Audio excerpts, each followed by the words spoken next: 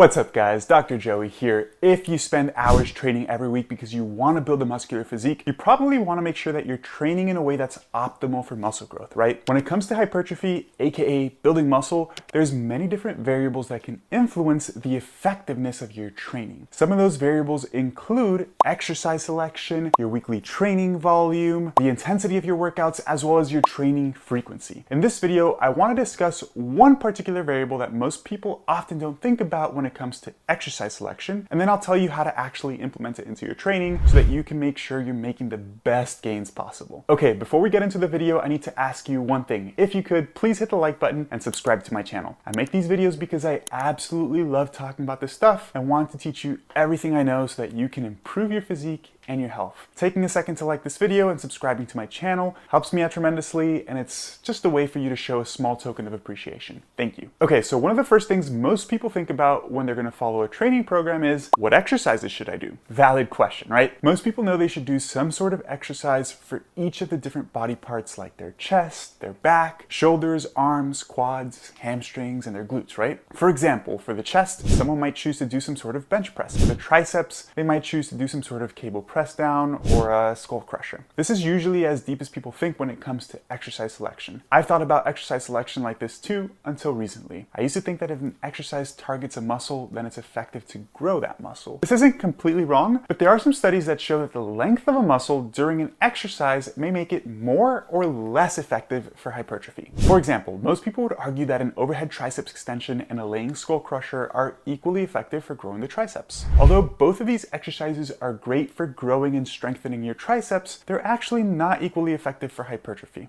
Let's look at some research that demonstrates this nicely. This study that I'm showing on the screen right here was published earlier this year and demonstrated that the overhead triceps extension is better than the tricep press down for growing the triceps. In the study, trained individuals were randomized to one of two groups. One group performed triceps training using a neutral cable press down, while the other group performed triceps training using an overhead triceps extension. Since the triceps are a biarticular muscle that crosses both the elbow and the shoulder joints, the triceps are maximally lengthened when both the elbow and the shoulder are flexed in an overhead position. On the other hand, doing a neutral press down does not maximally lengthen the triceps since the shoulder joint never fully flexes and stays in a relatively neutral position. Both groups in the study performed the same number of sets and repetitions, so they essentially performed the exact same total amount of work. The triceps of the participants who trained in an overhead lengthened position grew 50% more than those who trained in the neutral position. Overall, this study suggests that performing exercises that purposefully expose muscles to more lengthened positions may be better for growth. This isn't the only study alluding to this hypothesis either. For example, several other studies have demonstrated that training muscles in the lengthened position results in better growth than the shortened position. This study on screen showed that the knee extensors, aka the quads, grew better when trained at 100 degrees of knee flexion compared to 30 degrees of knee flexion. Again, suggesting that training at longer muscle lengths is better for muscle growth. If you guys want to check out some of these studies, I'll make sure to link them down below in the description of this video so that you can read them at your leisure. Overall, it seems as though if your main goal is to get jacked,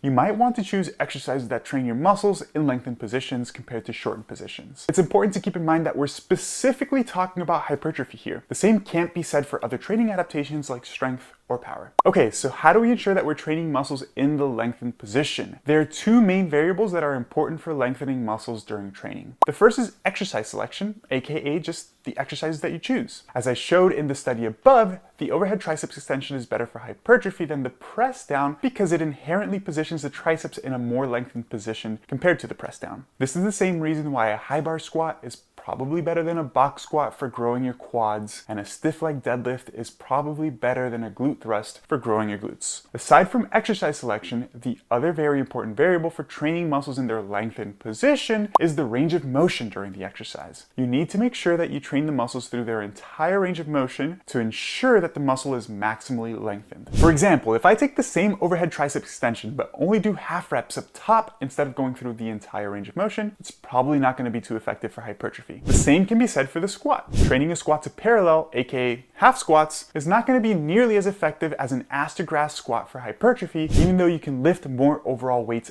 on the half squat. It's funny because you'll see all these people at the gym who choose exercises that allow them to use a whole bunch of weight, even if it means limiting the range of motion. This is why we see so many gym bros squatting ridiculous weights, yet they don't go to parallel and they still have super small legs.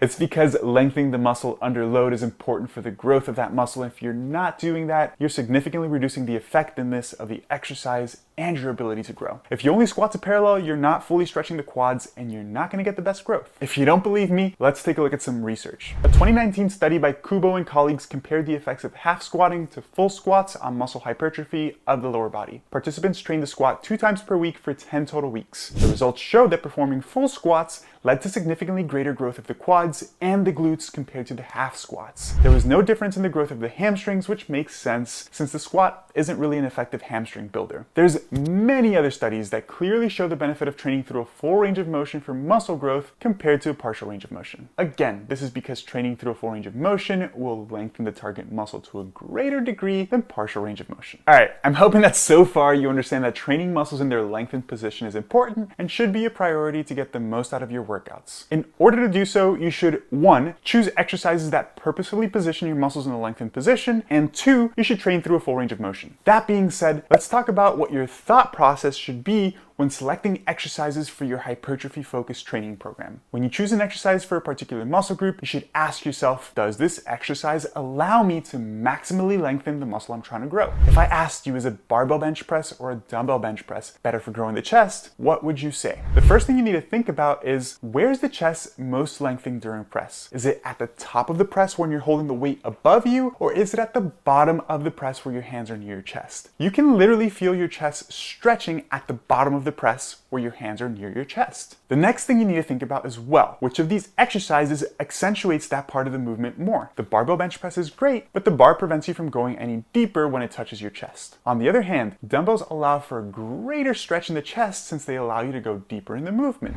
So, using this logic, you'd argue that the dumbbell chest press may be superior to the barbell bench press for hypertrophy, given that you can train through a greater range of motion. Again, the benefits of the dumbbell is that they allow you to go slightly deeper than the barbell when benching. Therefore, to get the maximal benefit, you need to make sure that you're training with the dumbbells through a greater range of motion than you would when you use the barbell. If you start to think about exercises in this way, it's easier for you to pick exercises that may be more effective for muscle growth. For example, if you want to grow your legs, you should probably literally never do a box squat because it stops you from fully stretching your quads and your glutes, since the box prevents you from going any deeper than parallel. A high bar squat that allows you to go much deeper and fully stretches the quads and glutes is going to be a much better alternative. This logic can be applied to every single exercise. I see so many people doing pull-ups at the gym and they just come down to 90 degrees and bang out a bunch of reps.